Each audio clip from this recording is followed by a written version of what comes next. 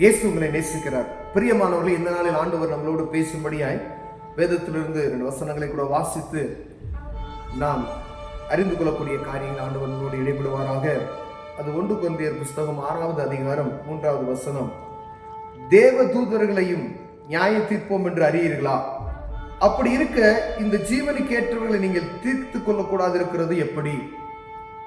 இந்த ஜீவனுக்கேற்ற வழக்குகள் உங்களுக்கு இருந்தால் தீர்ப்பு செய்கிறதற்கு சபையில் அற்பமாய் எண்ணப்பட்டவர்களை நியமிங்கள். உங்களுக்கு வெட்கம் உண்டாகும்படி இதை சொல்லுகிறேன். சகோதரனுக்கும் உண்டான வழக்கை தீர்க்க விவேகி ஒருவனாயிலும் உங்களுக்குள் இல்லையா?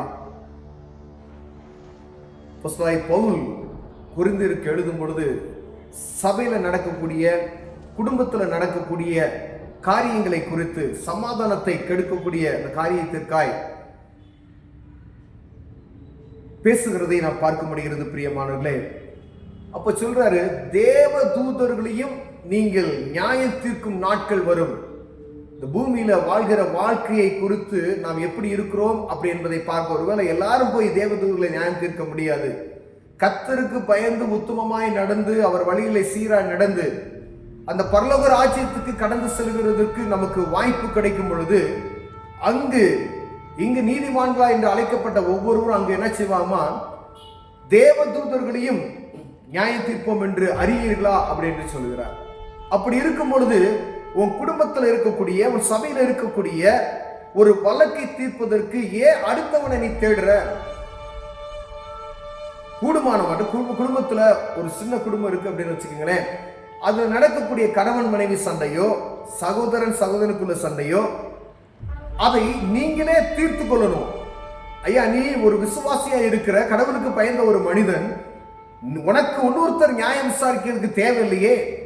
உன்னால கூடு மட்டும் அந்த காரியத்துல சமாதானப்படுத்தி விட்டு கொடுத்து நீ இறங்கி போவதற்கு வாய்ப்பு இருக்கும் பொழுது அதை விட்டுட்டு உங்க 2 பேருக்குள்ள ஒரு தீர்ப்பை இன்னொருத்தர் வந்து சொல்லுவதற்கு ஏன் அனுமதிக்கிறாய் அப்படின்னு சொல்றாரு. அப்ப உங்களுக்கு அந்த அளவுக்கு தகுதி இல்லாம பாருங்க, அற்பமா எண்ணப்பட்டவர்களை நியமிங்கள் சொல்றாரு. சபையில இருக்கக்கூடிய, வீட்டுல இருக்கக்கூடிய கடவுளுக்கு பயந்த மனிதனை அற்பமா நீ நினைக்கிறிய, அவனை தீர்ப்பு சொல்ல சொல்லு. அவன் சரியா தீர்ப்பு சொல்லுவான். அப்ப நீங்க என்ன செய்யணும்? அப்ப நம்மளால தீர்ப்பு முடியல அப்படின்னு சொன்னா, சபையில இருக்கிறவங்க வெளியில இருக்க ஒரு ஆளை கூட்டிட்டு வந்து நியாயம் கடவுளுக்கு பயப்படுகிற மனிதன் சொல்லக்கூடிய தீர்ப்புக்கும் மற்றவர்கள் சொல்லக்கூடிய தீர்ப்புக்கும் அநேக வித்தியாசங்கள் உண்டு. அப்படின்னா நம்ம நியாயம் விசாரிப்பதற்கு நாம் தான் பார்த்து கொள்ள வேண்டும். குடும்பத்துல ஒரு பிரச்சனை அப்படின்னா, கணவன் மனைவிக்குள் ஒரு சமாதான குறைவு இருக்கு அப்படின்னா, நீங்க 2 பேருமே என்ன செய்யணும்? பேசி சூரியன் அஸ்தமிக்கிறதுக்கு முன்பதாய் அன்னைக்கு உங்க சமாதானத்தை முடிச்சு, அந்த சண்டையை முடிச்சுட்டு சமாதானம் ஆண்டவர் சொல்கிறார். பிள்ளைகளுக்குள்ள ஒரு சகோதரனுக்கு சகோதரன் சண்டையா, அந்த சண்டையில ஒருவேளை இன்னொருத்தர் வந்து பஞ்சாயத்து வைக்கின்றத அவசியம் கிடையாது. கடவுளுக்கு பயந்த மனிதன் ஒருவர் இருப்பே, ஆனால் நீங்களே அதுக்கு சரி செய்து அந்த காரியத்தை முடித்து விடும்.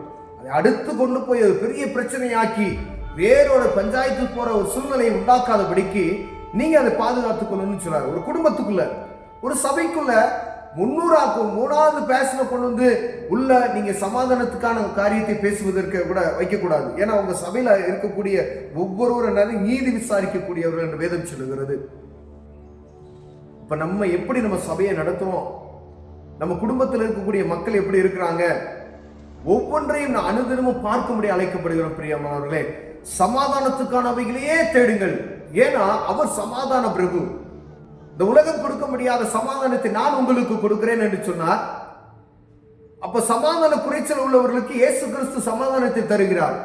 ஒரு சமாதானம் இல்லாத இடத்துல, ஒரு பிரச்சனை இருக்கிற இடத்துல தேவ பிரசன்னம் அருமையானால் அங்கு சமாதானம் உண்டாகும். கர்த்தருடைய பிள்ளைகள் இருப்பீர்களானால் அங்கு சமாதானம் உண்டாகும். ஒருவேளை சமாதானத்துக்கு விரோதமாய் அங்க ஒரு காரியம் நடக்குது, ஒரு சின்ன பிரச்சனை, அதை தூண்டி பெரிய பிரச்சனையை ஆக்கணும்னு நினைச்சா அங்கு வேற யாரோ இருக்கான்னு அர்த்தம். ஆண்டவருடைய பிரசனம் இல்லை. ஒருவேளை கர்த்தரை அறிந்து கொண்ட ஒரு மனிதன் இந்த இடத்துல இருப்பார்கள், ஆனால் அந்த இடத்துல கூடுமான மட்டும் அவர்களே சமாதானத்தை பண்ணி அதை சரி செய்து விட்டு போய் விடுவார்கள். அதுதான் ஆண்டவருடைய பிள்ளைகளுக்குள்ள அடையாளம். பிரியமானவர்களே, நீங்க தேவ தூதர்களை நியாயம் விசாரிக்கிறவர்கள் பூமியில் இருக்கிற மனுஷனுக்கு ஒரு நியாயம் செய்ய உங்களால முடியாதா? தேவ பிள்ளைகள் எங்க இருந்தாலும் சரி, கர்த்தருடைய பிள்ளைகள் கிறிஸ்தவர்கள் எங்க இருந்தாலும் சரி, நீதியை நிலைநாட்டுங்கள். எது நீதி? ஒரு இடத்துல சரி செய்ய முடியாத ஒரு சூழ்நிலை இருக்கும், அந்த இடத்த விட்டு கலண்டுறது சரி இல்ல. உங்க பேச்ச கேட்கறாங்க அப்படின்னா அதுக்கு என்ன காரணம்? சமாதானமா எதை பேச முடியுமோ, அமைதலா எதை செய்ய முடியுமோ, நீதியா எதை செய்ய முடியுமோ அதை செய்துவிட்டு வருவீர்களானால் கர்த்தர் உங்களோடு இருந்து பெரிய காரியத்தை செய்ய வல்லமையுள்ள. அது வீடா இருக்கலாம், ஒருவேளை சபையா இருக்கலாம், ஆபீஸா இருக்கலாம், பட்டணமா இருக்கலாம், இல்ல ஒரு பெரிய கூட்டமா இருக்கலாம். எங்க உங்களை கொண்டு போய் ஆண்டவர் வைத்திருக்கிறாரோ அந்த இடத்துல ஆண்டவருடைய வல்லமையை நீங்கள் பிரதிபலிக்குவதற்கு, உங்களுக்குள்ள சமாதான பிரபு இருக்கிறார் என்பதை நீங்கள் அறிமுகப்படுத்துவதற்கு, நீங்க சொல்லக்கூடிய நீதி, நீங்க செய்யக்கூடிய சமாதானம் அவர்களை மேன்மைப்படுத்தும், அவர்களை ஆண்டவரை அறிய செய்யும். பிரியமானவர்களே, நீங்க செய்கிற ஒவ்வொரு காரியமும் மற்றவர்களை இவர்களுக்குள் இயேசு இருக்கிறார் என்பதை அறிந்து கொள்ள செய்யும்.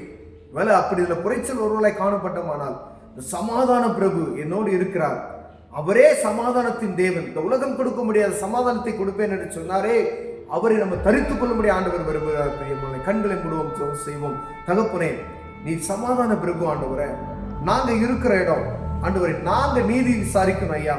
நாங்க நீதி விசாரிக்கிற இடத்துல அது உண்மை உத்தமமா இருக்கணும். எல்லாவற்றையும் கவனமாய் செய்ய எங்களுக்கு உதவி செய்யுங்க. இயேசுவின் நாமத்தில் பிதாவே, ஆமென்.